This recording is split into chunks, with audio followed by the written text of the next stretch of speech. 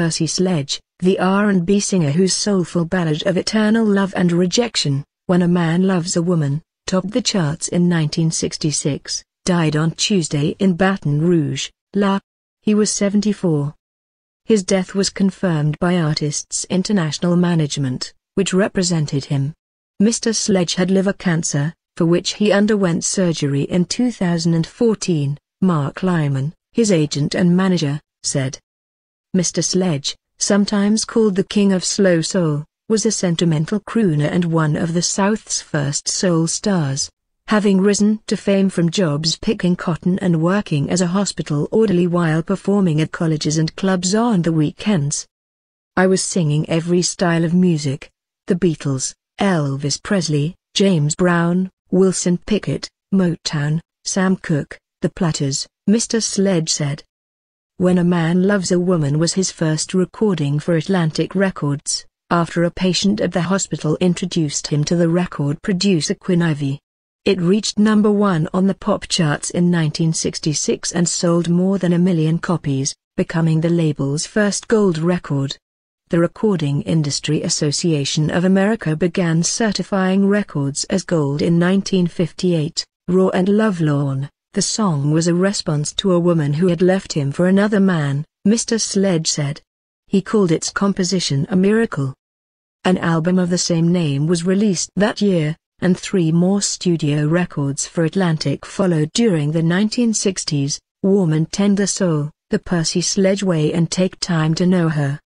While Mr. Sledge never again reached the heights of his first hit, When a Man Loves a Woman had many lives, as an early highlight of the Muscle Shoals, Alabama, music scene, as a movie soundtrack staple in the 1980s, heard in The Big Chill and Platoon, and in a 1991 cover version by Michael Bolton, which also topped the Billboard chart and earned Mr. Bolton a Grammy.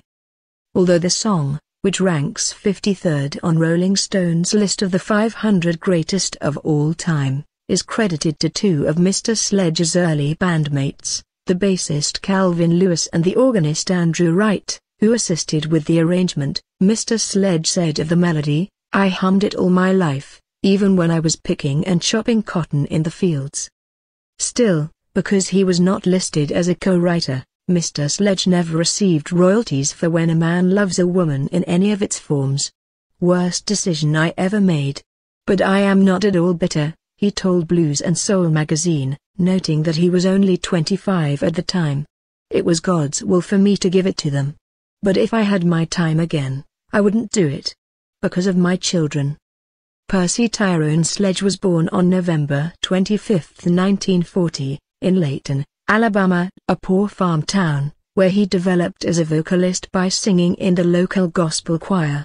The music critic Dave Marsh has compared Mr. Sledge's weighty, smooth wail to the South itself, in all its bountiful, contradictory mystery. After he was discovered by Mr. Ivy in 1965, patients at the hospital where Mr. Sledge worked all told him, "You should make records." Mr. Lyman said, Mr. Sledge hit the studio in nearby Sheffield, Alabama, an opportunity that left him scared and shaking like a leaf, he said.